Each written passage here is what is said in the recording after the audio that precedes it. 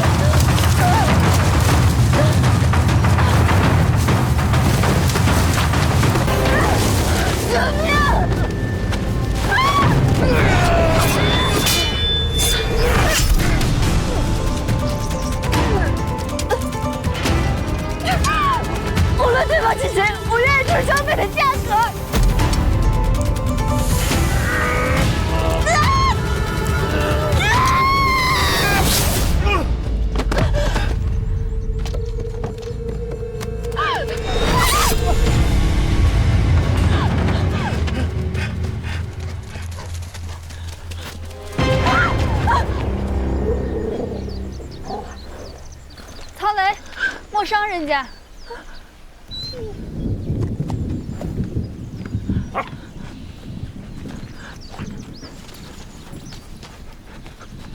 娘子受惊了，曹雷，快起来！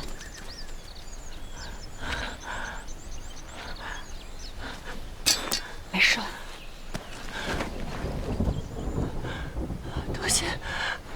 多谢娘子救命之恩。起来，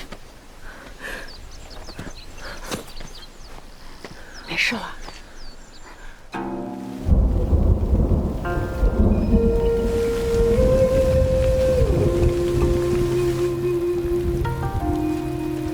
多谢。救命之恩不可不报，还望娘子告知芳明，明日定登门拜谢，送还这身锦衣。今日山中相遇，你我也算有缘。一件衣裳而已，不必还的。我救了你，你是积攒了福报。娘子这一路都有官兵护送，可见身份尊贵，想必也不在乎什么奇珍异宝。我唯一可以拿出手的，便是养花之材。若是娘子不嫌弃，不若送娘子几株芍药，为娘子的府邸增加一抹颜色。我初到长安，府邸还未有着落，你我同为女子，自当互助，不必客气的。你若再这样，我日后可不敢再救人了。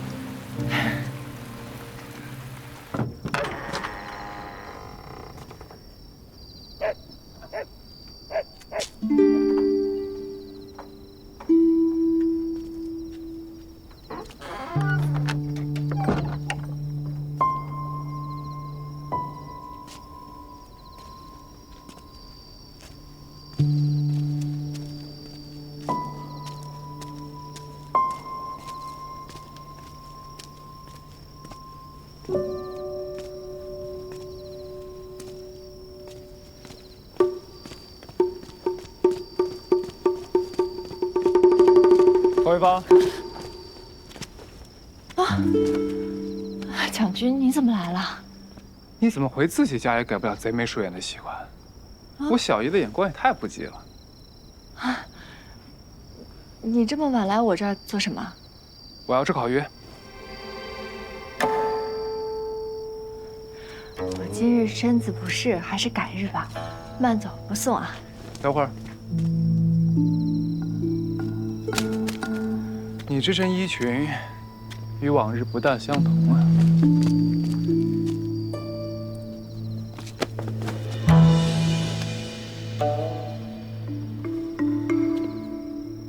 怎么回事？没什么，我就是我上山的时候不小心摔了一跤，荆棘把我这手给划破了，没关系的。我又不傻，划伤手的是刀还是草，能流多少血我还是分得清的。方才你鬼鬼祟祟，是不想被你那2个姐妹看到这血衣吧？小点声，小点声。你不老实交代，我现在就喊他们出来瞧瞧。别，千万别。事情就是这样了。不过还好，我福大命大。你可知是谁干的？我在长安，也就那么一个仇家。未必。商贾竞争屡见不鲜，可花行却从未行过如此狠辣手段。的确，若只是生意竞争，也没有必要取我的命。怕就怕这背后另有其人。我会去派传仪查清楚的。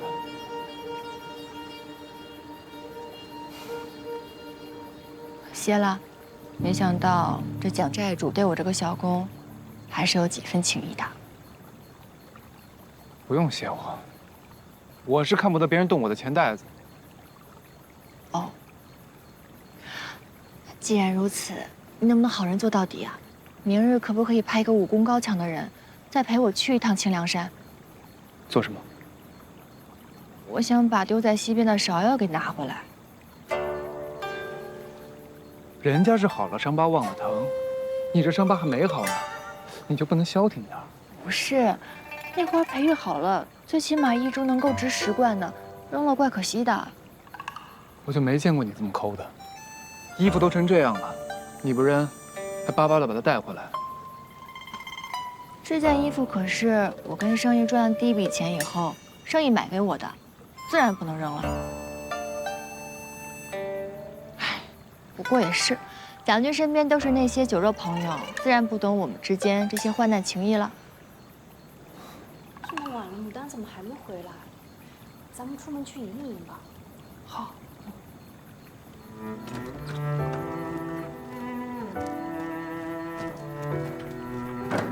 走。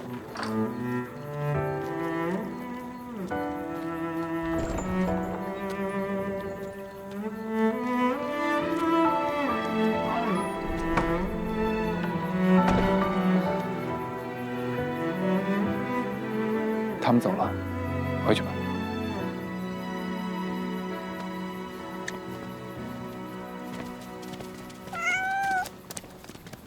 哎，你看，这怎么有只小猫啊？哎，它好像受伤了。他的伤已经被包好了，你还是小心自己的手吧。这怎么包的跟我一样啊？你给它包的？当然，是我只会穿鱼包的。来，它不怕你，你们好像很熟悉。别看他线下乖巧，我啊，好吃好喝了喂了一整年，他还是不肯留下来，经常神出鬼没，偶尔还带一身伤。不过，自从有了他，府中再也没了老鼠，也算是有半个良心吧。若是被圈养，失去了自由，再多的山珍海味也是没了滋味。在外面或许会挨饿，或许会遭遇凶险，但是天大地大，有无穷的可能。当真是一只聪慧有志气的小猫呀！你与他倒是挺惺惺相惜的。好乖啊！小耳朵，小肚子，小尾巴。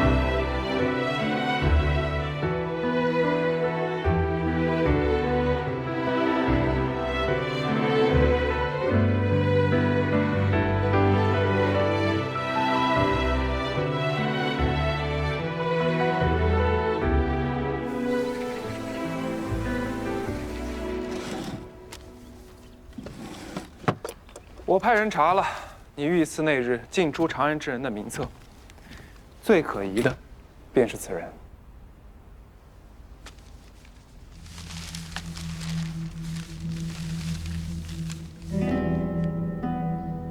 这是刘家的人，果然此事跟刘家脱不了干系。他们知道我活着，也明知道我的身份是假，却不报官，暗中出手。想必他们不想让吉安县主知晓此事。聪明。这次多谢将军，若是我防错了人，侥幸逃过这一次，下一次还是会被他们害死。你的真心感谢价值几斤啊？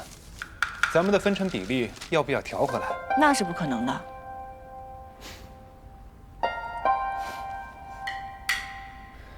要不要本官帮你教训教训那小人一家？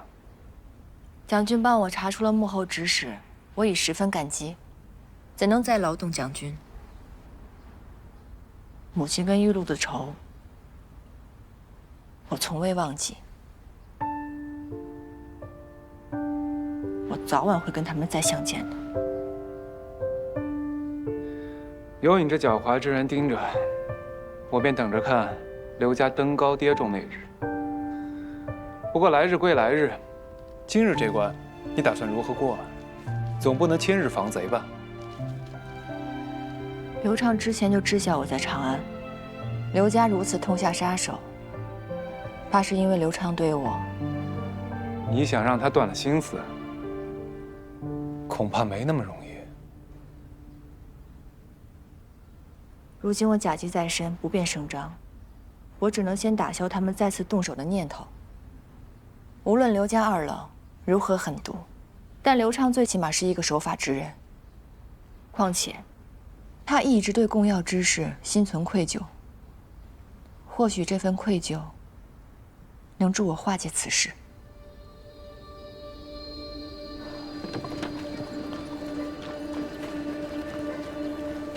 别让你家郎君下来，若是被人看到，只怕更是要误会。你约我见面，我十分欢喜。手怎么了？我的手，是你父母派来的杀手所伤。刘畅，我又差一点没命了。对不住啊，我没想到他们竟然发现了你还活着。我即刻去寻一个安全的寨子，你待在我身边，我定会保护好你，不会再让他们伤害到你了。你别下车，你离我越近，怕是我死得越快。刘畅，你真的以为你可以忤逆你父母吗？只要你我尚有瓜葛，他们就会想方设法地除掉我。你口中的保护，不过是他们用来杀我的刀，这跟你亲自杀了我又有何区别呢？请你转告二老，我绝对不会打扰你跟县主的婚事，更不会阻碍你们刘家的荣华富贵。何为芳一死，还请他们高抬贵手，也请你放过我。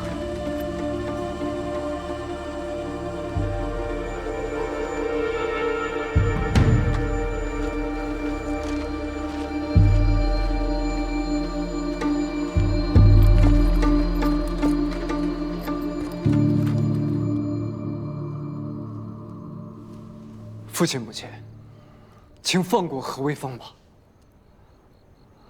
我们刘家书香门第，不要再做这等杀生造孽之事了。你怎知道何卫芳没死啊？他来纠缠你了？并非如此，是我偶然发现他还活着，是我去找的他。那你找他做甚啊？你难道要把他接回刘宅吗？你既然答应了和县主的婚事，那正齐威王的事情被县主和宁王发现，无异于欺君，判死罪也不为过呀。县主虽然钟情于你，不忍杀你，但婚事一旦告吹，你的仕途就保不住了。子说，当年因为你和县主之事，咱们被赶出长安，被逼着连着故居都卖了。如今好不容易回到这里，若就是再来一遭，只怕我与你父亲也活不了几年了。我并非是要背弃刘家，而是求父亲母亲别再为难他了。官署不上，他已经死了，他也不再是我的妻子了。不是我们要杀他，是你呀。若你忍不住要去见他，那何为芳就还活着，永远横在你和县主之间。若你真能等他死了，我们自然也不必让他再死一次。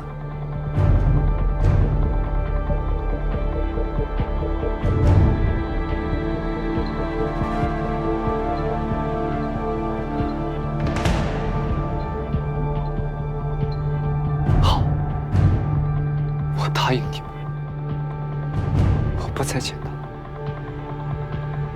如此，父亲母亲便可安心。这家府好大的规矩，买个香粉还要送货上门，这也太挑剔难缠了。挑剔点有什么不好的？这盒子里的香粉基本上都卖光了，还不是咱们赚钱了？也是。再说，出来走一走，就相当于活络筋骨了。对，活络筋骨。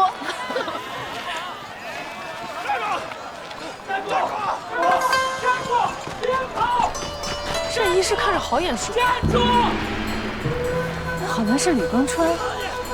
吕大福，快快！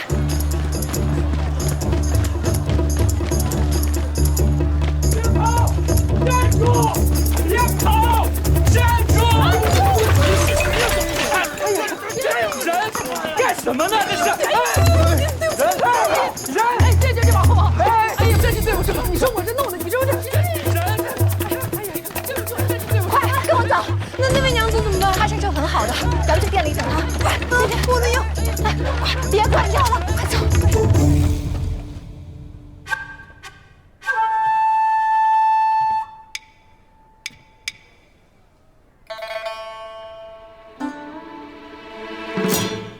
吕娘子，怎么每每遇见你，你的行径都如此古怪？你看，你看。牡丹若想害你，今日就不会出手。你若信不过我们，就走吧。我只是在行医而已。你之前买花只取根茎，是为了入药。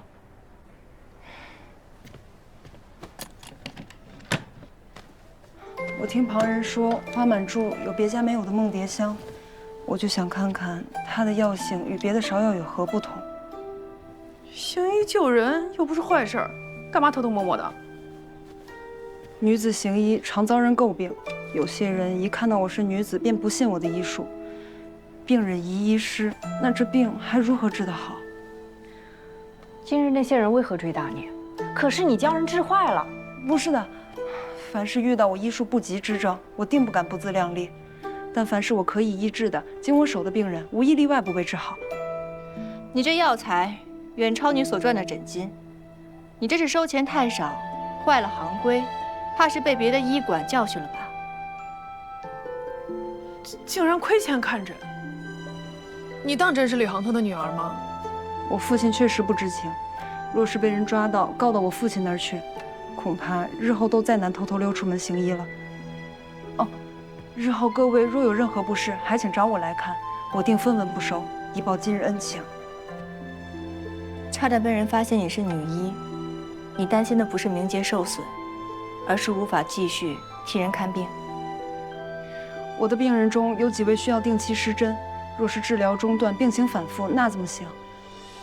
哦，对了，我还有一位病人在等着我去送药，我就先告辞了。等一下，你若现在出去，又碰上那群人怎么办？这药我们替你去送，你先换回女装吧。你只有安然地度过了今日，日后才能继续行医。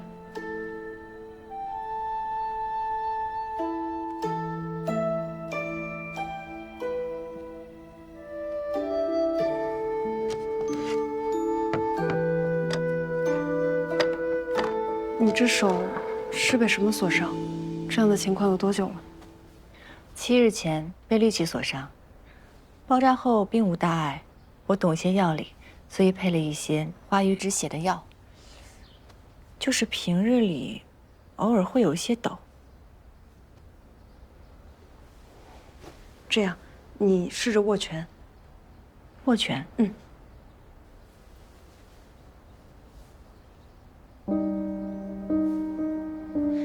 你再试着使劲捏我的手。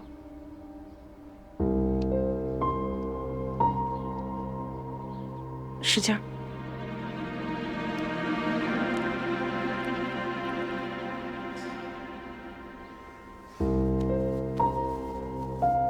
怎么了？是有什么不妥当吗？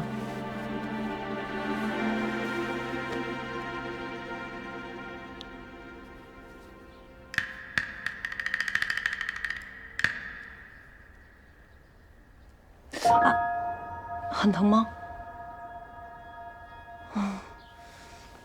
你快掺上去煮水，然后再拿些干净的布和木板来。大夫已经将药送去了。你这是做什么？别慌，他在帮我看病呢。你这皮外伤看似无碍，实则指尖经脉的损伤却没有及时医治，这才会颤抖。若是不将患处剖开，让经脉归位，你这手恐怕就要彻底废了。啊！不是，明明都快好了，怎会突然经脉受损？他的话不可信，她是吕万荣的女儿，或许他就是想趁机毁了你的手。不是的，我不会害人的。你这手已经耽搁了许久，必须立刻治疗，不能再拖了。你父亲视我为眼中钉，你为何要帮我？因为我先是医者，再是吕庚春。那些流言我是有所耳闻，可是我相信我父亲的为人，他虽古板了些，却为人正直。那些下作的伎俩绝对不会是他所为。你当然会替自己的父亲辩驳，牡丹，不可信他。生意上的事我不懂。我只知道，凡大医治病，有疾厄来求救者，愿亲善友，普通一等。我既发现了你手有伤，就不能放着不管。若是你不信我的医术，大可差人去打听，我可曾治坏过任何一位病人。我如今已知晓了你的身份，若是经你诊治后，我的双手恶化，我定会报官抓你。到时候你不仅仅只是挨板子，你的名声家声都会有损。即便有这样的风险，你还是愿意诊治我吗？若是因为我心术不正、医术不佳致你残疾，挨板子又算得了什么？也当废了我的手才是。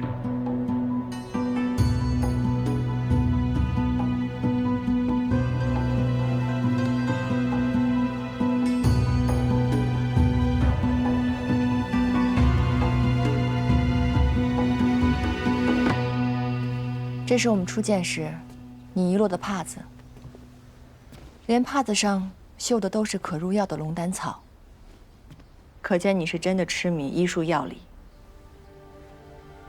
我信你。牡丹，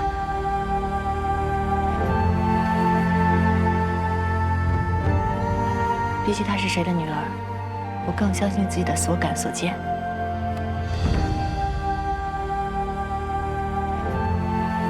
小春，你叫我小春就好。我定会助你痊愈，绝对不会辜负你的信任。好啊，那我的双手就交给你了，小春医师。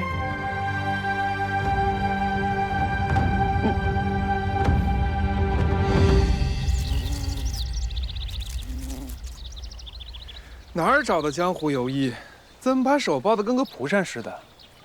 蒋军抽走的利钱太多了，我也只能请得起江湖游医了。此话不妥啊！我们的分成不是早就定好的？莫非你想反悔？我这个人答应的事情绝对不可能反悔，相反的，我还要给蒋军送钱呢。你又在打什么算盘？我手都这样了，还打什么算盘呀？蒋军，您不要以小人之心夺君子之腹，好不好？我说的是那盆压在您腹中的琼台玉露，也该赎回来了。这个好说，且看今晚的宵夜啊，味道如何？刚好有人进献了上等的美味，烤肉啊，烟火气太重，怕污了蒋府。还是你这个小破院合适。哎，蒋军，您看我手都这样了，也无法侍奉您吃喝了。养伤期间，您还是到别处享乐吧。啊，右手不便，那左手可以用吧？还是说那盆花，你不想赎了？白日我特意命人送了秋千过来，也算是为你的小院啊添些义趣。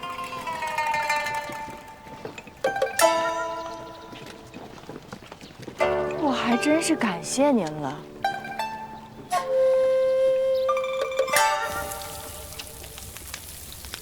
知道我忌口，只能啃糊饼。一会儿不光要在我面前吃这些肉，还让我帮忙烤，真可以。人尽其才，物尽其用，右手也别闲着。一会儿啊，过来给我扇扇风。给你扇风，我还怎么帮你烤啊？蒋军，不如我给你表演一个变戏法吧，表演一个喷火如何？你看。哎，且慢！我给你带了你能吃的。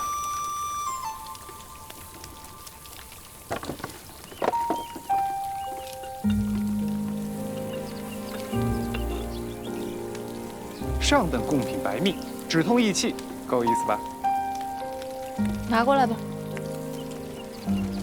当初在洛阳，你送我的烤糊饼，上面也刷了一层蜜。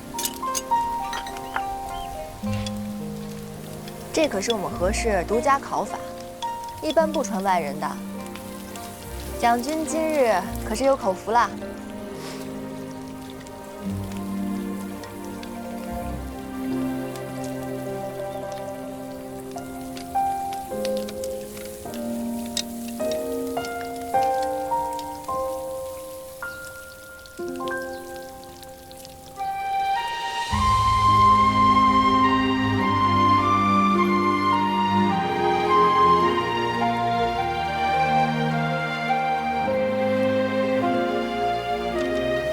蒋军尝尝。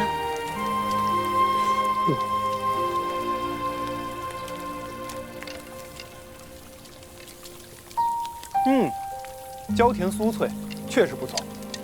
给我掰一块。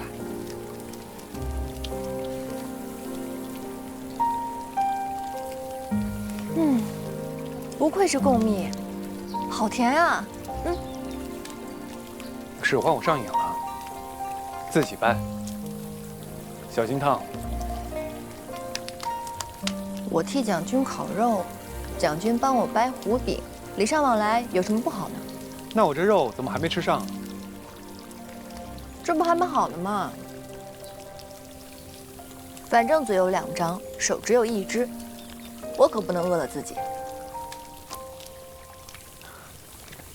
你先把嘴边的蜜擦了吧。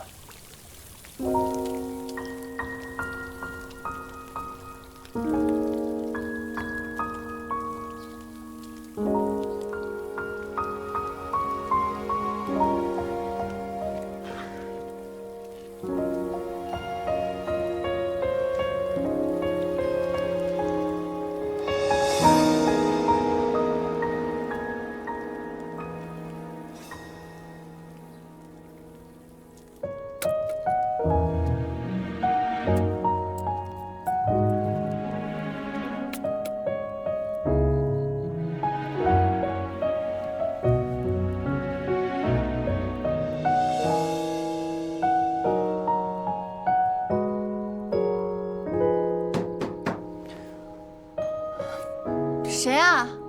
寨主。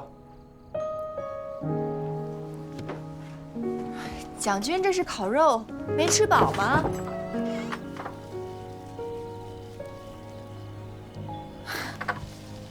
这，多谢蒋军了。明日我便把钱送到你的府上。我帮你搬进去吧。那有劳了。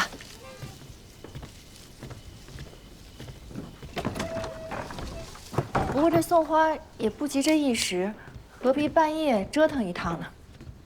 念在你辛苦烤肉的份上，送个回礼。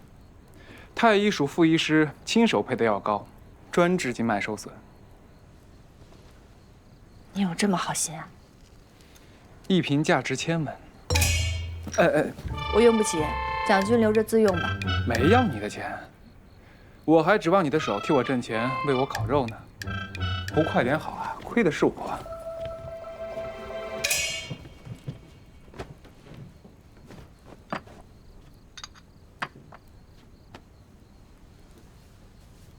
我还是自己来吧。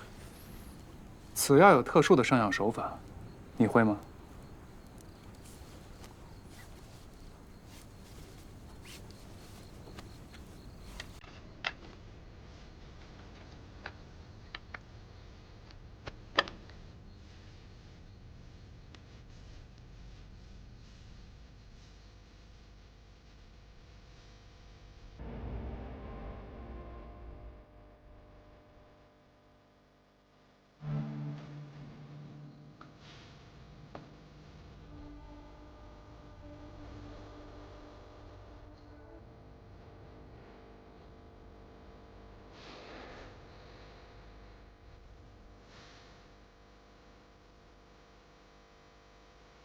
忍着点。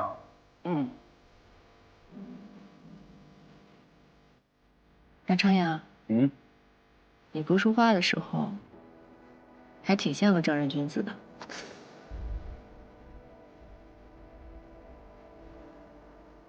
好，我亲吧，亲点。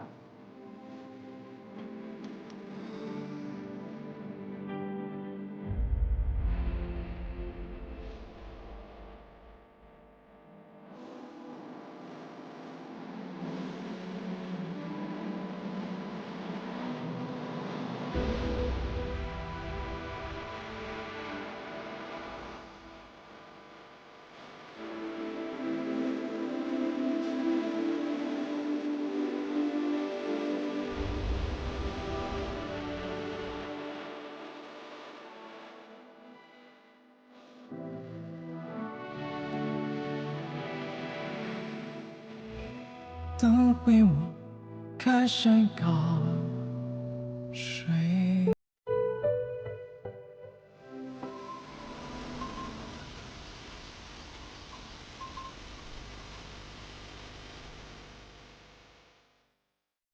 求求你，让我见见花鸟使吧！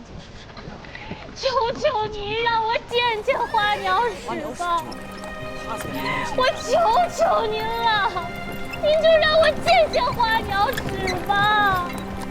我求求您了，你让我见见花鸟使吧！阿宁，我好痛，我想回家。范儿乖，你兄长一定会救你的。我求求你了，我求求你，你让我见见花鸟使，你让我见见花鸟使。张长阳，范儿是你的亲弟弟，也是你唯一的血亲，你难道就这样看着他遭病痛折磨？为什么？阿宁，不能进，真不能进。回家吧，范儿的病好了。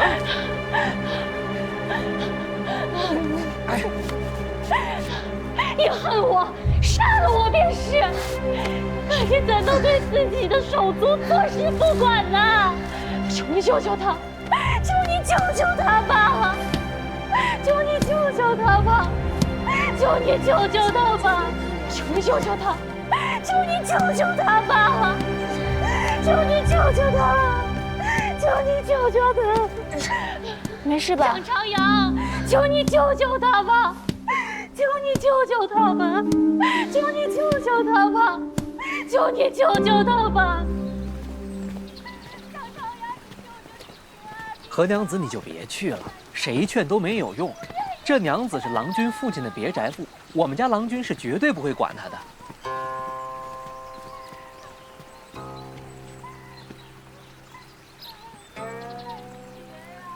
我知道了。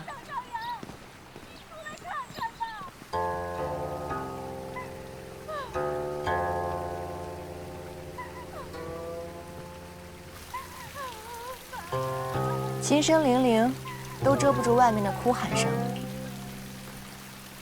蒋军若是嫌他们烦，叫人把那对母子打发了便是，让川渝给他们些钱帛，送到医馆就好了。他们是谁，与我何干？你又是谁？凭何智慧我的行事？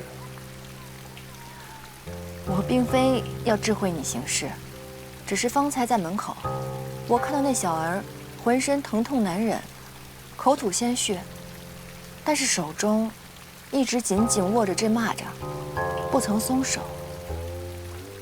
这毕竟是在蒋府，有何事，我想还是来跟你告知一声，万一这其中有什么隐情呢？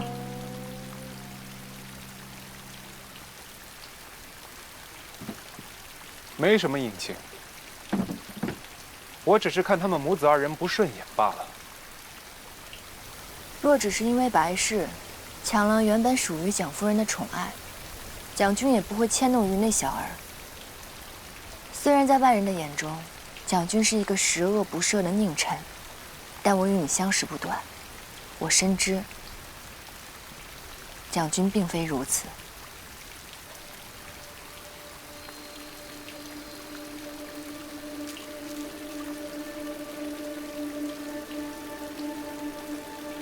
你觉得我该救他？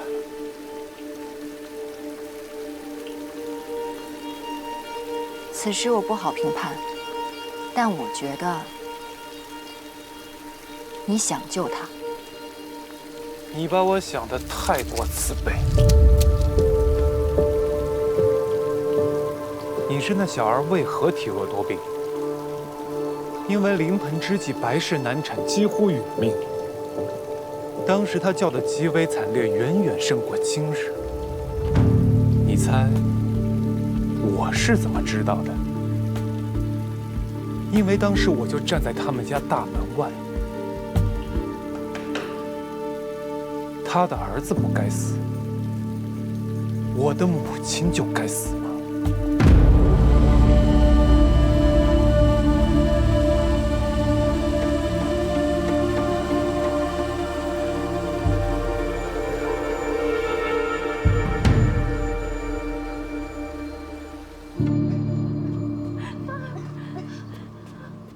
母探，我们这样做会不会得罪花鸟使啊？他又没说不让别人救。先前我还觉得花鸟使是条好汉，没想到对自己的亲弟弟如此绝情。莫要轻易下定论，这是别人的家事，其中恩仇不是我们外人能体会的。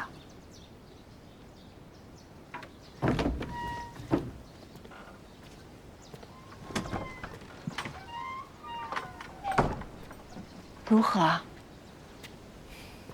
暂时施了针，孩子睡着了。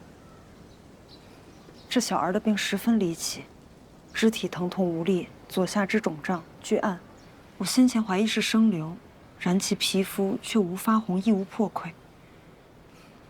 依我所见，他得的怕是鬼怪骨。这是什么病啊？从来都没听说过。此病骨枯而髓减，发病时病人全身如万虫啃食，痛不欲生。那这还有的救吗？此病虽不致命，然要根治却极为困难。凭我现在的医术，只能暂时缓解。但我曾读过太医署傅圣手的著书，书中曾记载过此病。若要根治，恐怕只有他才能做得到。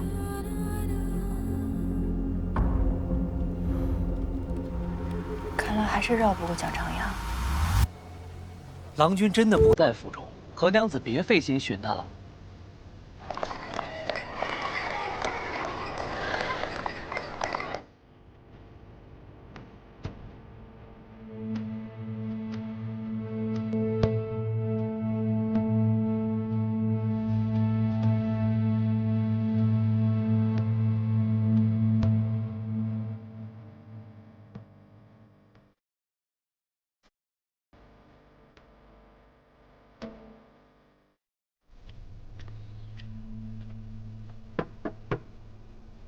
进，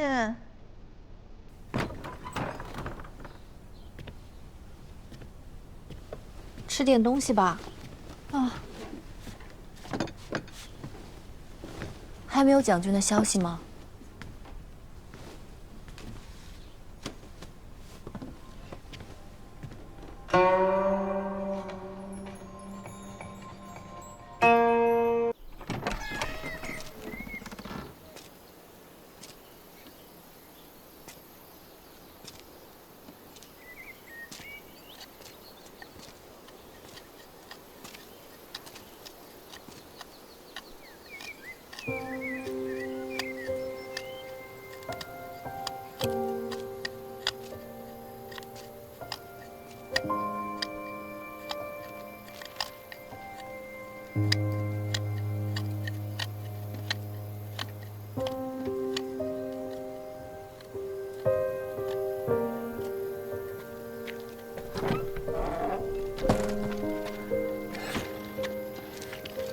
牡丹店主，巫婆，牡丹店主，随之昨夜就来了，一直在这儿坐着，什么话都不说。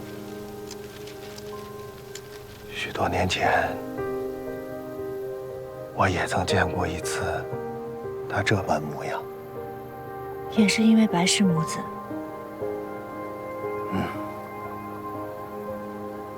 巫婆，白氏生产之时，他当时也在。究竟发生了什么？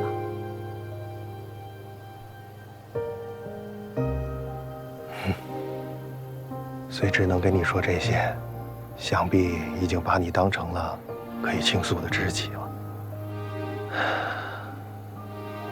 白氏之子出生当日，已是随之的母亲殒命之时。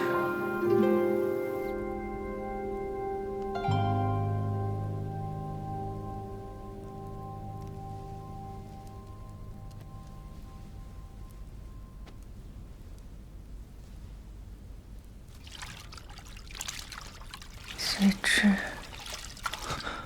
我在这儿。你父亲，他在哪儿？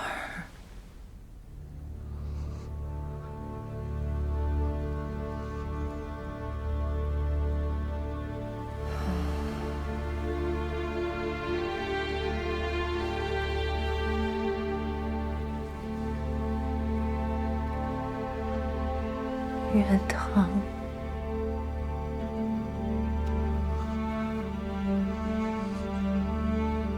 随之，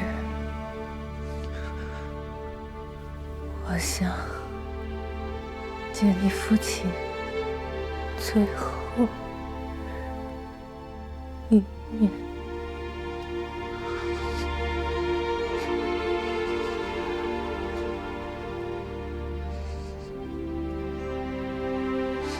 安娘，你等着，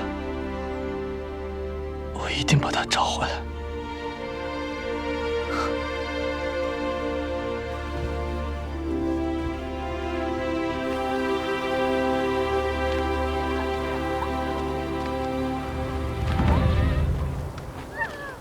咱们走。家主，家主，夫人难产，会有血崩之事。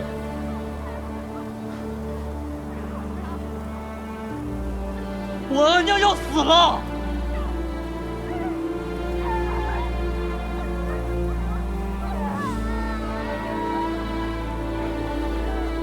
他在为我拼命。命悬一线，我不能舍他于不顾。你先回去，让你阿娘再等等。等我这边无碍了，我马上赶回去。阿娘已经等你太久了。她是你的发妻呀，你也曾信誓旦旦地写下此生不负的诺言，为何如今你要这般待她？她只是想再见你最后一面。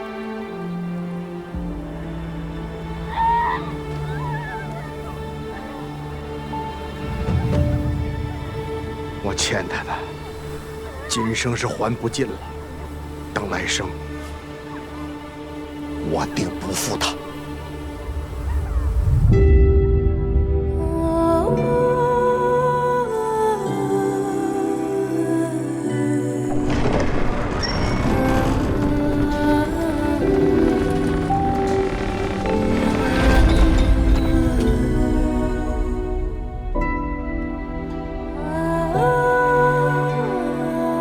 什么世月情啊，生死不离，不过是无情伤人，痴情伤己。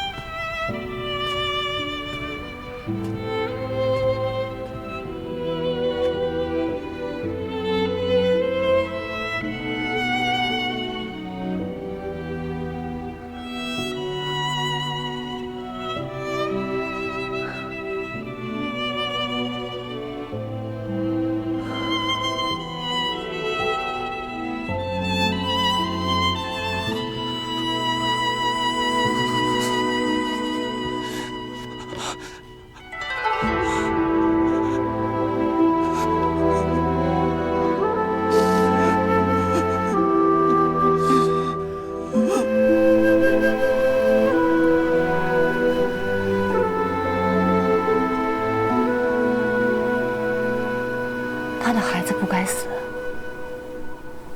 我的母亲就该死吗？原来这话，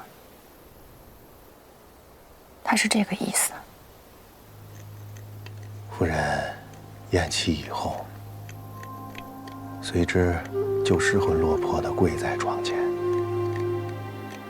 整整跪了一夜，直到昏倒，都未曾离开。醒来之后，已成了这副模样，不肯说话，也不肯进食。怪不得他会发誓终身不娶。想必在那个时候，他就不再信人间情爱，而是把自己活成了一个无情之人。他呀，只是看上去像个无情之人，实则受人滴水之恩都要去报答的。几年前，我老家洛阳的亲人，全都因为染了瘟疫而丧命。我万念俱灰呀，就想自尽了断，也是随之救了我。我不过是他母亲院中的一名管事，一个下人而已。他却亲自到洛阳把我接回来。他跟我说，这些孩子呀，就是我的亲人，这才给了我活下来的理由。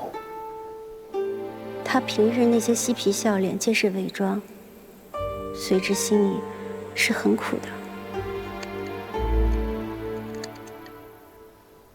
牡丹，即便是你不喜欢随之，但能不能在他落寞伤怀之时，多陪陪他？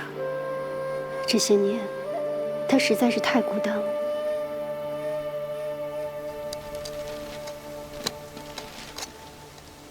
想必他心里也在天人交战吧。他明明什么都知道，这一切都是他父亲犯下的错。可，他若是救下那对母子，他心里便会觉得是自己背叛了自己的母亲。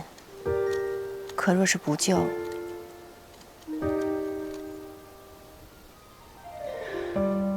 他怎么会忍心不救呢？这便是他的困局。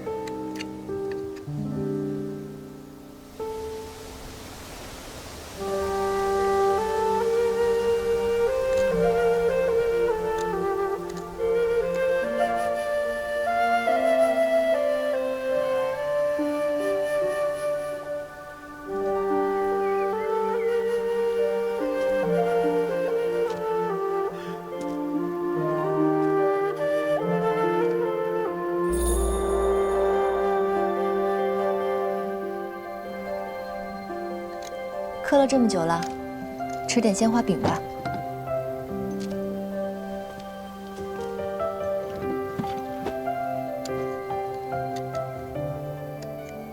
喝点茶吧。不可。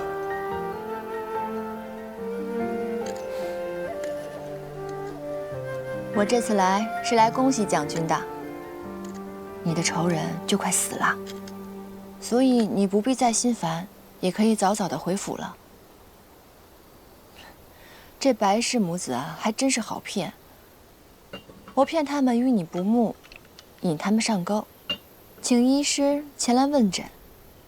这白氏还以为遇到了菩萨，殊知那小儿的病极为棘手，唯有傅圣手才可以医治，任凭谁都回天无力。他们现在人在何处？这个你不用担心，已经打发到底店了。不出3日，必死无疑。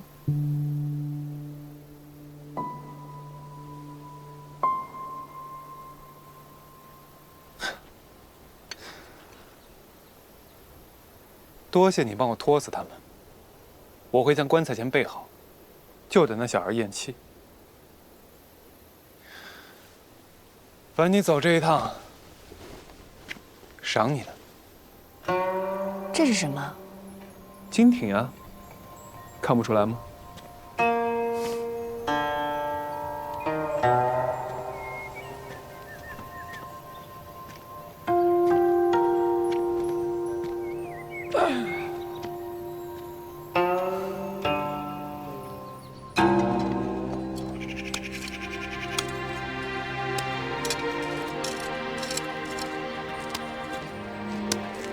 小娘子，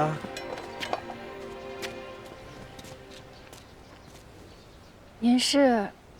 鄙人姓傅，昨夜将军说他大仇得报，一时欢喜过了头，饮酒又吹风害了咳疾，让我来给他看看。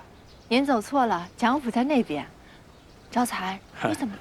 看过将军后啊，他吩咐说后院有位娘子右手经脉受损，既然来了，让我也顺便看看。哦，他的手我已治疗妥当，无需外人在。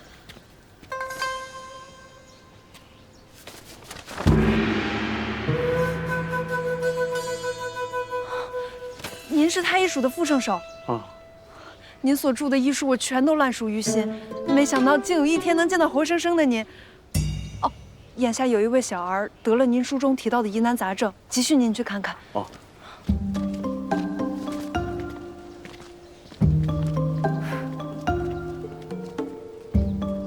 蒋长阳这病来得挺及时的。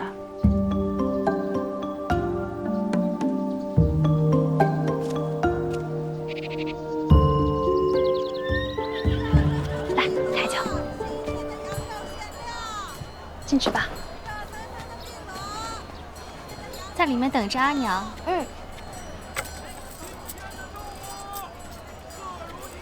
夫人，这些钱帛是给孩子的。感谢娘子救下我儿，娘子大恩，我母子2人无以为报。不必客气，收着吧，快收着。娘子真是慈悲心肠。只是您是替蒋长阳赚钱的店主，却背着他偷偷救下帆儿，娘子千万小心，我怕他若发现会对你不利。夫人真正要感谢的人，并非是我。若他真的想让你的儿子被此病折磨一生，这偌大的长安，又有谁能真的救得了帆儿呢？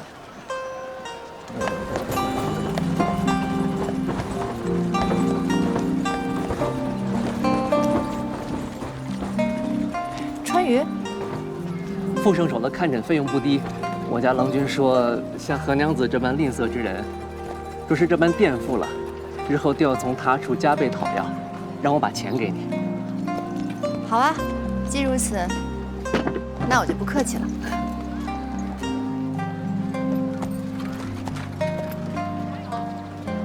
还有什么其他的事吗？啊，郎君没有了，但是我……何娘子，这些年只有你能看穿郎君在演戏。既然你如此了解他的心思，为何不再劝劝他，不要再自苦了，放下仇恨，才能更开怀，不是吗？他选择救人，是因为他那颗心软绵绵的。只有菩萨才能宽恕一切，可做菩萨多无聊啊！既不能吃肉，又不能喝酒。如果换作是我，我会同他一样，做出一样的选择。所以，不用放下仇恨，放过自己就好了。做个俗人，没什么不好的。走了。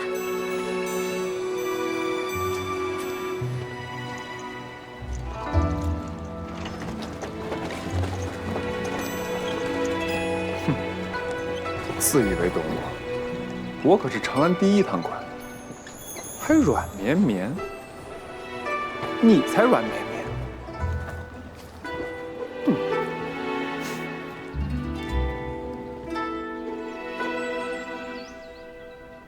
我直接把钱砸到了白起的脸上。我跟他说：“我告诉你，这是我们蒋军给你的棺材钱，日后是死是活都跟我们蒋军没有关系。你若是再敢出现在我们蒋军面前，别怪蒋军心狠手辣，直接把你给白了。听懂了吗？”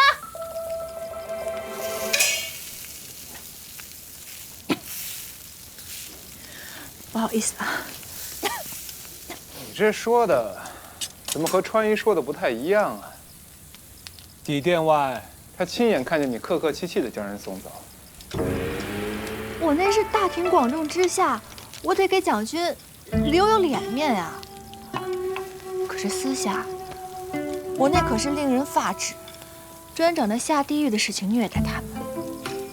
具体干了什么，我就不说出来了，我怕污了您的耳朵。总之是替您出了一口恶气。家里钱够多，买通10点阎王不在话下。你若为了我下地狱，我定亲自去捞你。那还真是谢谢蒋军为我慷慨解囊了。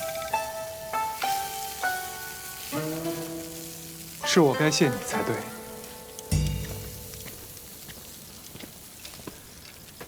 谢你手段毒辣，解我心头之恨。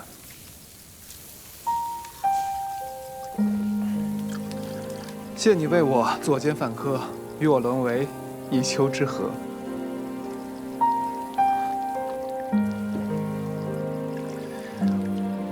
谢你洞若观火，明知不必说了，一切尽在酒里。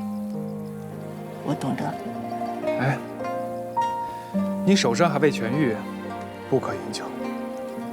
这杯酒啊，何该我来喝？今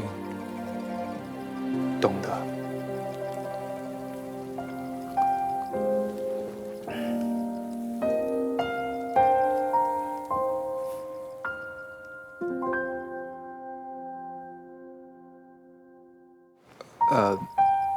喝猛了，酒后戏言罢了，别当真。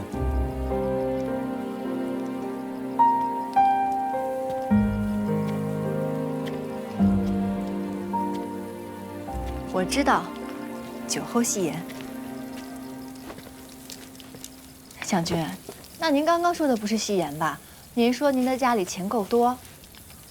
我这第一次当坏人，打打杀杀的，又是买药又是买刀的，花了我不少钱。不如今日我心情好，说来听听。看在我尽心尽力的份上，看在花满珠要扩大经营的份上，不如把契约改一改，4、6分如何？你这奸商也上瘾了吧？得寸进尺。话不能这么说呀，毕竟我替蒋军干的都是欺善凌弱的事情，你若亲自去做，那不得下火山地狱啊！日日火烤而不死，多恐怖啊！蒋军，这个炭它怎么好像不烧了呢？是不是？啊？哎，蒋军，你看看，这炭是不是不烧了呀？我就这么一个弱点，还落到你小人手上。啊，罢了，就依你。多谢蒋军。既如此，我得敬您一杯。都说了不可饮酒，怎么就不听医师的呢？没事儿，我这许久不喝酒了。我看你这一直喝，心里痒痒的，我就喝一杯。来，你给我一杯也不行。蒋长阳，给我喝一杯。不行。你给我喝一杯，怎么了？不行。你这个人，你给我。不行。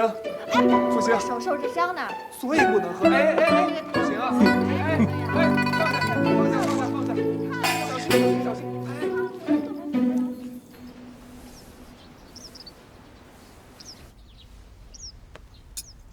本想请副圣手随我去看看其他病患，可他如今分身乏术回宫去了。真奇怪，你说这宫中才多少人，宫外又有多少人？那些贵人平时锦衣玉食伺候着，难道也会身子弱，容易害病不成？他毕竟在太医署任职，只管里面的事儿，能出来帮忙已实属不易了。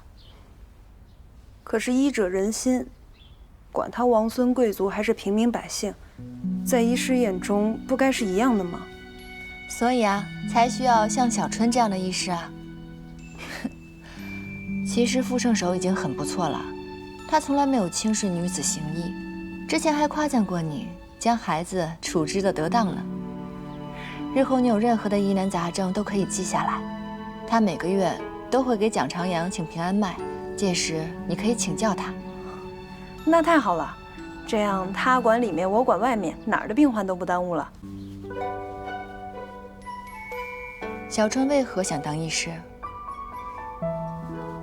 我祖父出身姓林世家，一生救人无数。他寿终正寝那日，前来吊唁的人足足排出了2里地。原来小春行医是因为自己的祖父。刚开始我只是钦佩祖父为人，后来意外翻看了他留下的医书，不知怎的就看进去了。现如今治病救人已经成为了我最重要的事，一日不见病人我就心慌。既如此，那日后花满珠用不上的花，都送给你研究入药，如何？真的吗，牡丹？谢谢你。你这手还需用药几日，近日可以试着弯曲手指，但如若感到疼痛，必须立刻停下。好。那我这可否执笔呀？最近店里有新花上市，我想提前画几幅芍药图挂于店前。万万不可，作画耗时太长，筋脉长时受力不利恢复。不如这样，我来帮你。我平时常常临摹各式草药，你说的新花让我瞧上一眼，我定能画出来。那太好了，有劳你了，小春。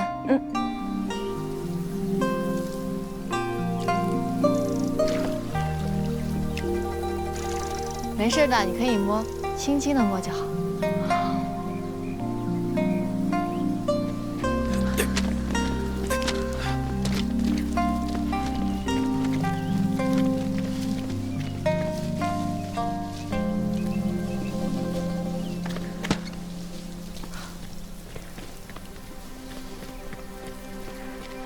牡丹，怎么了？之前来只看手，今日怎么看起花了？这些芍药还未上架，万一他透露给吕万荣，被花行抢了先，岂不糟了？人家是来给我作画的，而且像火药金丹这等名品，并非1、2日之功便可以培育出来的，不用这么担心。牡丹对他似乎与旁人不同。小春确实不似寻常女子，还有一颗医者仁心，是值得让人倾心以对的。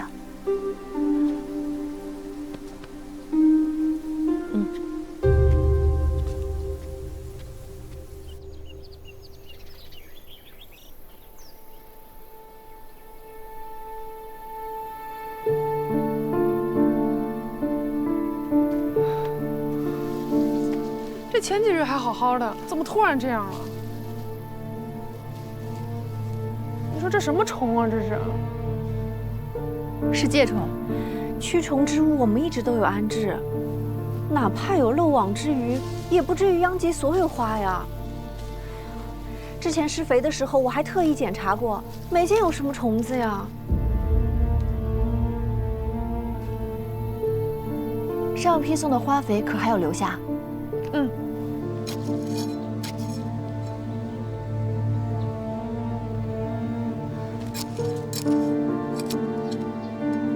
这有人在我们的花肥当中投入了虫卵，想要害我们的花。都是我疏忽，施肥时竟没有发现。圣医，你也不必自责。你看这些虫卵，对方投入的都是极小的虫卵，你用肉眼根本分辨不出来。况且这些虫卵要过个2、3日才能孵出害虫的。我去看过了，怎么样？花满珠铺内的梦蝶香都没事儿。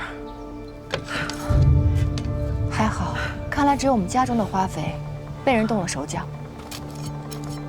吕庚春昨日借口作画，一人在院中待了许久。我还想他为何如此好心，定是他向吕万荣通风报信。花行怕我们抢了贵价少有的市场，这才让他趁我们不备，暗中投虫。并非只有小春知道我们在种名品，这懂花之人可以根据花肥用料配比来推断出我们的花肥是施给怎样的花卉。况且，这些虫卵很有可能是在进我们家门前就被对方投下的。可供肥的人是咱们自己人，没理由这么干呀。是啊，有机会接触到花肥的外人，就只有吕庚春了。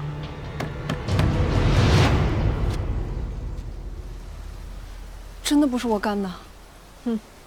还不快回去告诉你阿爷，你们得偿所愿了。这儿不欢迎你，再不走，我老拳伺候你。走，哎，大夫，莫要动作。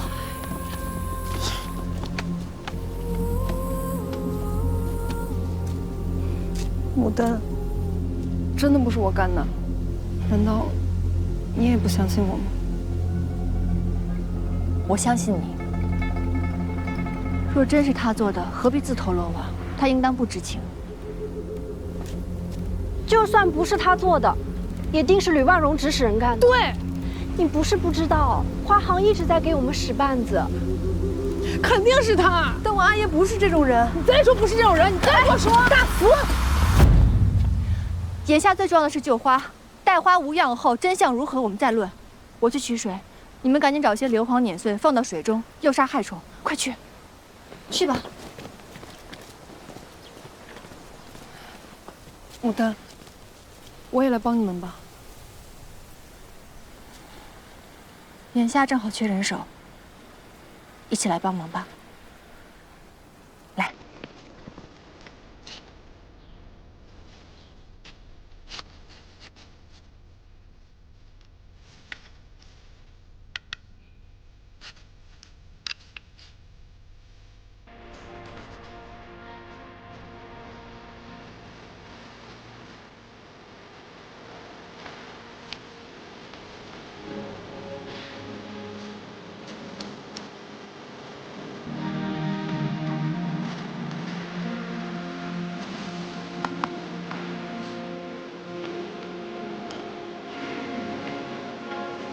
来，大夫，牡丹。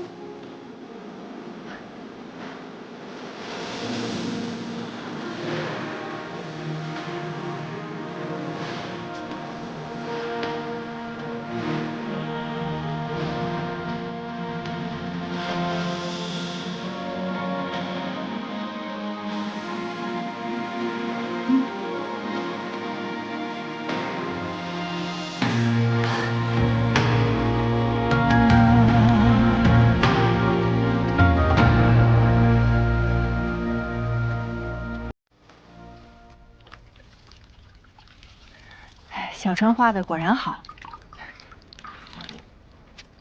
来，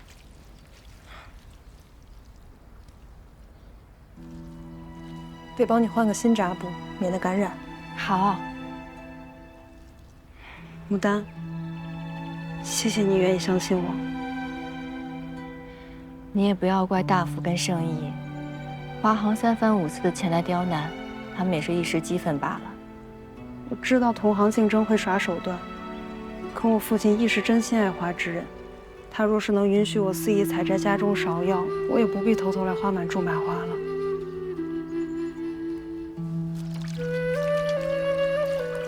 有一年，长安害了虫灾，全城牡丹凋败，只有父亲研制出了救治之法。那时候他还只是个小小花商，却没有因此大赚一笔，而是将此法教授给了其他人，救了全城的牡丹。父亲常跟我说，钱财错过了今年还有明年，可若是没有全城的牡丹绽放，这一年就错过了春天。怪不得你父亲能坐上行头的位置，而且一坐就是10年。父亲确实反对女子经商，有时行事过于固执。可他绝非心术不正之人，夏虫乱、摧残花卉这种事，绝不会是他所为。我当然相信你父亲的为人。可是小春，你父亲如今是行头，花满柱也的确抢了花行很多的生意。有些事情，你父亲不愿意做，可其他人会替他做的。倘若幕后主使真是花行之人，你大可抓了他去找我父亲对质，他一定严惩不贷。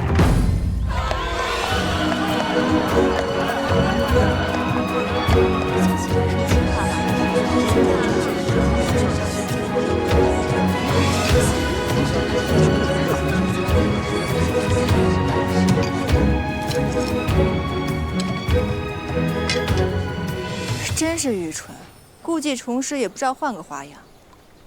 这是哪家的追妃？蔡大郎家的，刚刚送来，人还在门口呢。店主，可有什么吩咐？你为什么在我的花费中投虫啊？虫？什么虫啊？我不知道啊。好啊，你不说是吧？大佛，把他绑了，扭送官府。不是你们无凭无据的，就是把我当官也没用啊！我反正什么都不知道，你大不了你就判我是个疏忽，我挨几鞭子我受得起。谁说无凭无据啊？以往你来送肥的时候，穿的可都是洗过很多次的旧衣，这如今换了新衣裳不说，还穿上了几段软鞋，以你的工钱，可是撑不起这一身行头的。你若是不承认也没关系，那咱们就去报官。反正雇你害花满柱的人，应该给了你不少报酬，这些钱你也一时花不光。到时候官差去你家一搜，便可得知，这些钱你不仅一文都留不下，反而还会倒赔我许多。而你这个人，也不是鞭笞几下就能轻饶的。走，报官！别，这店主饶命！店主，我错了，我错了，店主饶命！我什么都说呀，店主，这是我第一次。父亲，平日你除了请安用膳，都是闷在闺房里绣花，今日怎么突然想出门了？在家闷久了，便想出来散散心。好。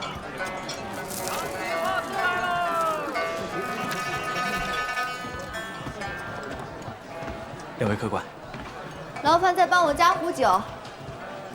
哎呀，吕行头，好巧啊！哦，看来是花满柱生意兴隆啊，店主这么早就开始饮酒享乐了。吕行头，您有所不知，我这是借酒消愁。前几日我的院子里遭了虫害，毁了不少名品芍药。这几日天气湿热，行头你也千万当心呐。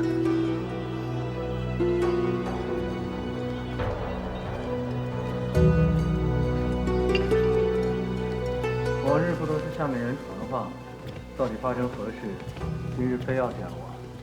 您让我给花满珠的芍药投筹，可您没告诉我，那些个芍药可都是贵价剩下的。你之前给的那点好处太少了。你个狗鼠奴！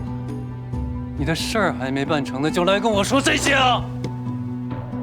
幸亏没办成，这要是办成了，傅行头您认吗？想让他满园的芍药标败不难，多给点钱嘛。要多少？那行头，您怎么在这儿？那副行头又为何会在此处呢？买通花农，害人花卉，证据确凿。外加上次你收买方式，到处散播我的谣言，恕我实在无法再忍。行头，我不愿与花行为敌，这才没有将人证物证递交官府，可还望行头能给我一个交代。我平日常嘱咐你，约束众人可以，但不可以打压太过。我没想到你不但没听进去，还变本加厉毁人家清白，残害花卉乃行中大忌。你身为副行头，明知故犯，我必须依行规将你逐出花行，今后不得再做与花卉有关的行当。吕兄，你我相识多年，你知道这些年我为花行鞠躬尽瘁。若是不让我再碰花了，我下半辈子怎么活呀？吕兄，我真的是一时鬼迷了心窍，我向你保证，日后我定不再做这般事了。吕兄，吕兄，此时的苦主不是我，你该求得原谅的是花满珠的店主。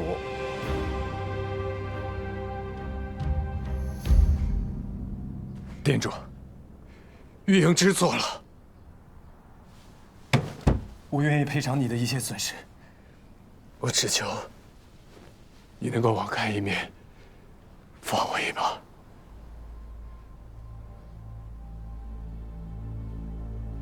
行头也是心软之人，我只是想讨回个公道，而并非断人生计。真正要被看轻看低的，从来不是我们女商国，而是你这种滥用权职、打压女子之人。我可以既往不咎，但是曹玉莹，你必须按照市价5倍赔偿于我。我也希望花行日后可以和我们和平共处，不再对我们掣肘。店主宽宏，我替玉莹谢过了。玉莹啊，虽说为了花行的名声，此事不便公开，但是副行头之职你是不能再做了。我希望你今后好好务花，你不要再心生邪念了。玉莹知道了，谢谢行头，谢谢店主。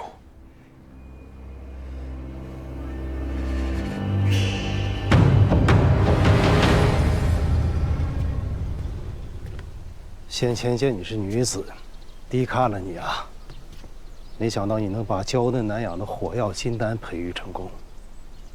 如果店主愿意，我可以破例让你加入行会。多谢行头好意，只是行会对女子的规矩实在太多，不太适合我，还是算了。规矩不是一朝一夕可以改变的，还需要考量甚多。加入了行会，日后若再遇见虫害或别的困难，亦会有同行帮忙。女子行商，路不好走，独自打拼更是难上加难啊。世间路万条，有哪条路是好走的呢？我就当是为别的女子先行一探吧。看来我们只能成为对手了。有对手才能时刻警醒，不懈怠。比起千篇一律，我想行头当与我一样，想看到这长安百花齐放，争奇斗艳吧。告辞。